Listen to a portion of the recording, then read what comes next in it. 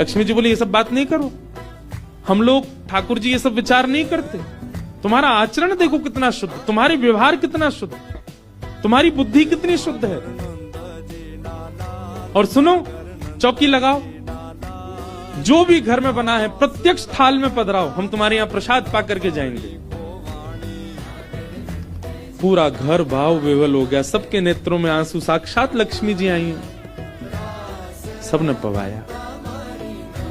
लक्ष्मी जी प्रेम से प्रसाद पा रही थी, तभी जगन्नाथ जी के बगल में ही विराजती हैं सुभद्रा जी, सुभद्रा जी के बगल में विराजते हैं श्री बलराम जी। बलराम जी भ्रमण कर रहे थे पुरी में, भ्रमण करते करते वो घर घरों में झांक के देख रहे थे क्या हो रहा है। जैसे ही उस घर में झांक के देखा तो श्री लक्ष्मी जी प्रसाद पा रहे हैं।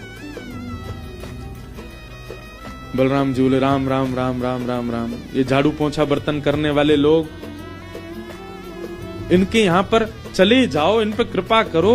पर भैया इनके यहाँ तो भक्ष भी बनता होगा, मांस भी बनता होगा, और ये लक्ष्मी जी यहाँ बैठ करके प्रसाद पा रही, हमारी घर की बेटी, हमारी घर की बहू, बिल्कुल आचार विचार की शुद्धि नहीं रखी। नाक फूल गई, बलराम जी की नाक फूल गई। महाराज आकर के कुछ बोले तो नहीं, मंदिर में आके बैठ गए। तो लक्ष्मी जी प्रसाद बनाती हैं। जैसे ही भोग रखा गया जगन्नाथ जी के आगे, बलभद्र सुभद्रा जी तुरंत हाथ पांव धो के बैठ गए। बलराम जी अपने सिंहासन से ही नहीं उठे, नाक फुला के बैठे हैं। जगन्नाथ जी बोले भैया आ जाओ, भोग आए गयो, हमें नहीं पाना, तुम लोग पाओ। क्यों, क्या हो गया? अब क्या बोले, अब तो सब आचार विचार सब खत्म हो चुका है। परमात्मा होते हुए भी हमारे यहां आचार विचार नहीं चल रहा है, तो फिर इंसान क्या आचार विचार का पालन करेगा? जगन्नाथ जी बोले भाई कोई बात पे बुरा मान गए जे, तो इनसे बात करें। जगन्नाथ जी गए, भैया का भयो, आप इतने उदास क्यों, इतने नाराज क्यों? सब बात बताई बलराम जी ने।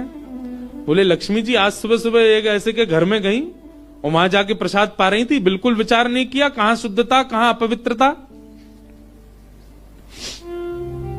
हम तो इनके हाथ का बना भोजन नहीं करेंगे। अब जगन्नाथ जी बड़ी दुविधा में पड़ गए।